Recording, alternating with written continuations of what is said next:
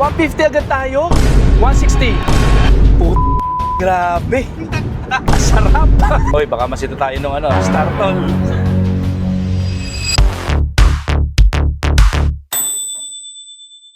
Alright, nandito tayo ngayon sa BYD Lipa. Tinawagan ako ng ating agent na si Ipe, si Philip Salud, na meron daw test drive. Tama, special test drive ng Seal. Kadarating lang yung Seal kahapon. So, itatry natin i-test drive yung Seal. Nasa Zoom meeting with Master Bryle, Master JP Veneracion, and JM Bismanos, no? Yung kanilang sa Ecom workshop. Pero sumaglit na tayo ngayon. Day 2 actually ngayon. So, punta tayo sa BYD to test drive the Seal. Tara! Samahan niyo ako. Alright, so papasok na tayo. Currently under construction to. Pero makita nyo, ang daming Sea Lion 6. Ayan, mga white. Nagdatingan na yung mga white na Sea Lion 6. Ayan. So, meron tayo na white na Sea Lion. Kapareho ni Vision, no? White na Sea Lion. Ito yung cute. Yung baby Ferrari, yung ating Seagull na white. Ayan. Actually, ang dami nila palang unit na dumating dito. Nung kumuha ako ng unit dito sa BYD Lipa, wala pa ganong unit, paparating pa lang. Pero makikita nyo, ang daming gray, ang daming white. Ito yung mga mabentang kulay ng Sea Lion 6. Hi, good morning. Good morning. Ayan. Oo nga eh. Ito yung ating mga agents. Ayan, ito yung ating nagbenta sa akin ng Sea Lion 6, si Ipe Salud. And we're here now to test drive the Seal. Ayan. So magsasign tayo ng waiver. Ayan. Ba, ayos nakopya mo na license ko. Ayan, okay. Ayan guys, so napirma na. Tara, samahan nyo kami mag-test drive.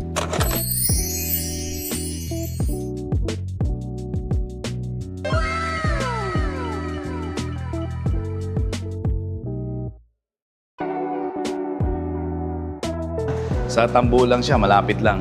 So, pagkarating nyo ng Tambo exit, makikita nyo, if you're going to Batangas or Lipa, ayan, makikita nyo. So, tara. Test drive natin.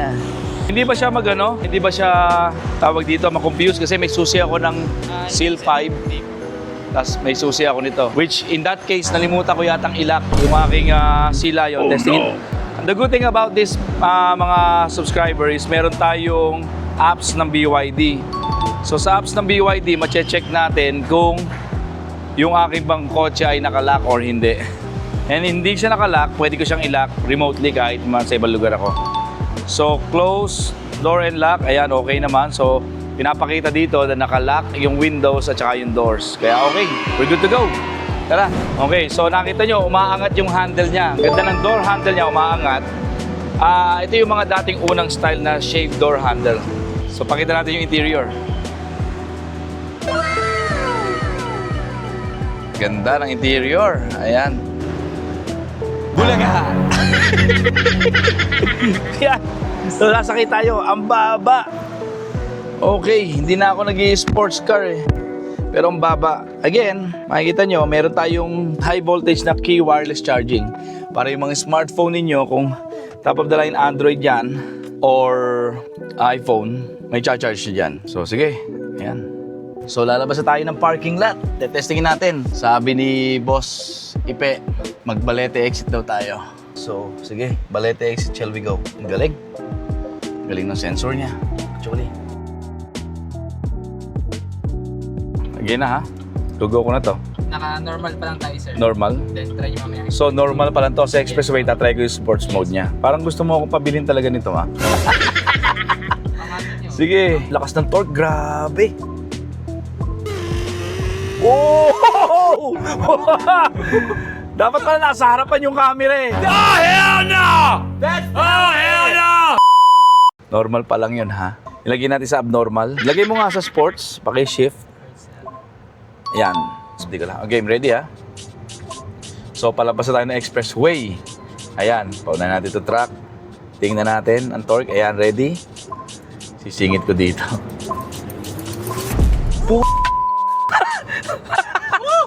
Grabe si Bat, parang gusto ko to. Oo, puta, hindi ako mabibitin dito. Grabe yung yung apak na acceleration. Magkano to? Pure adrenaline rush, grabe. Nag-sing natin dito. Ayan na, go. Tangina, may heads up unit display pala, no? Yes po, sir. 150 agad tayo? 160. Oh, grabe.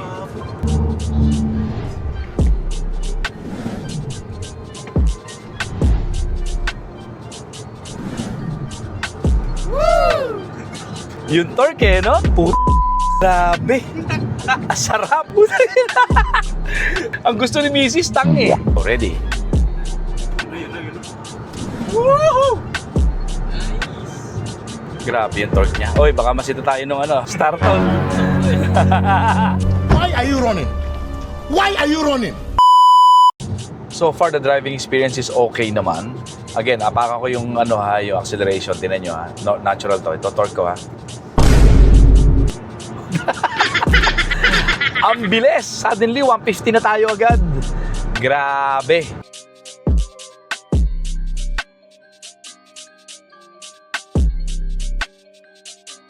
Okay yung brake. Ayos. Testingin natin. Okay, let's go. Tingnan natin ha. 1, 2. Upo, papasandal ako.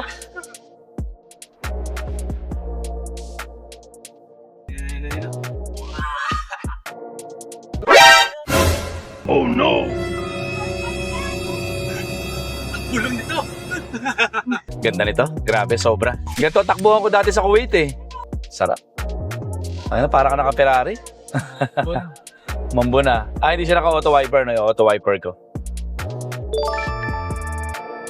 Oh, dami.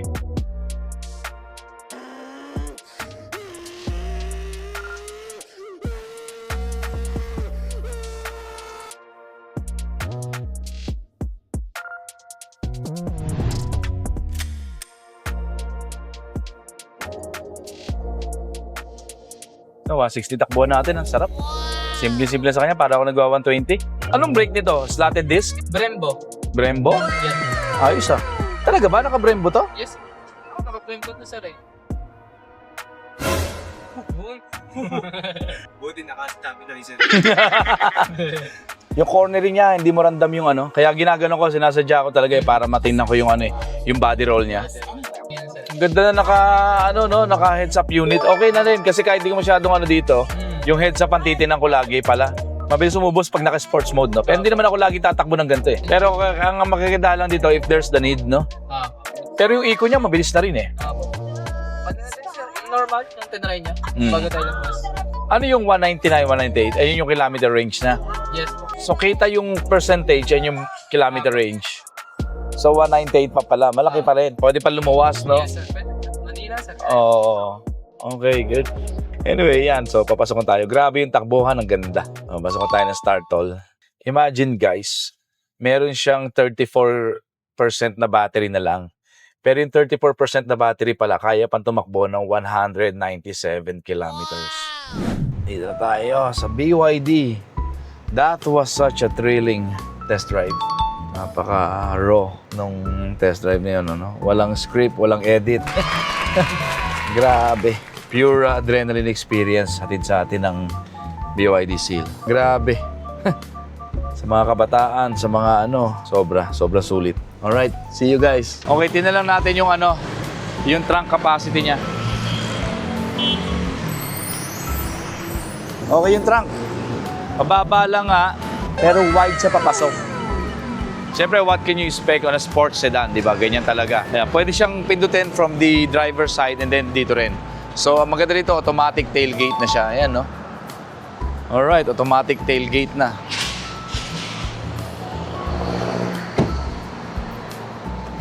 And that concludes our tour and our test drive of the BYD Seal. Thank you!